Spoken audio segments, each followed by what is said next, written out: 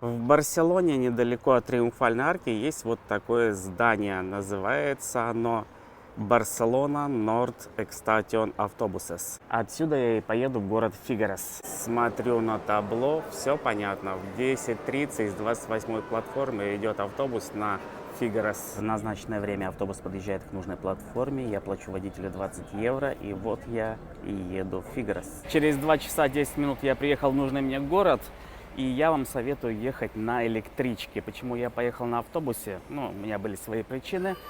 Дальше я могу идти прямо в музей, но перед этим я решил зайти в номер и сбросить свой рюкзак. И все же перед музеем нужно перекусить. А то, знаете, смотреть на великое искусство на голодный желудок так себе удовольствие. Будешь смотреть на искусство, а думать о еде. Теперь главное, чтобы с билетами все было нормально, потому что в интернете я купить не смог. Голод свой я победил за 13 евро, а билет в музей Сальвадора Дали стоил 17 евро. И вот он, кульминационный момент, к которому я стремился с самой Барселоны. Музей художника-сюрреалиста Сальвадора Дали официально открылся в 1972 году, 28 сентября. Центр музейного комплекса составляет здание театра, где в 1918 году в возрасте 14 лет Дали впервые выставил свои работы на коллективной выставке. Я хочу, чтобы мой музей был единым блоком, лабиринтом, огромным сюрреалистичным предметом. Это будет абсолютно театральный музей. Приходящие сюда будут уходить с ощущением, будто им привиделся театральный сон. Так говорил Дали о своем музее.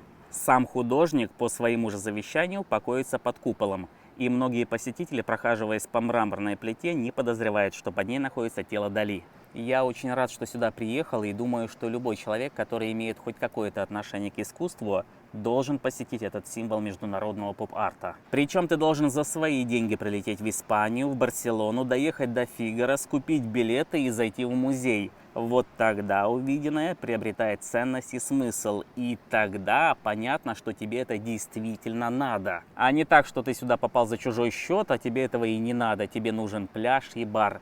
На этом про музей все. Пока я ходил по музею, порядочно стемнело, и музей уже закрылся. Вышел, смотрю и забыл сказать, что напротив музея есть еще одна достопримечательность этого города. Это церковь Святого Петра, построена в X веке.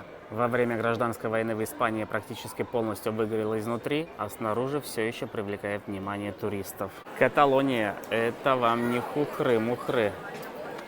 Сам городок, особенно вечером, очень приятный, и тут чувствуется дух Каталонии. Сегодняшний день я посвятил полностью Сальвадору Дали, а завтра на арендованной машине еду к морю. Но это уже будет другое видео, потому что кто смотрит про музей, ему не интересно про море. А если вам интересно увидеть, что такое испанское побережье, тогда переходите по ссылке, посмотрите, как я на этом красном Пежо поехал на Испанское море, Средиземное, естественно.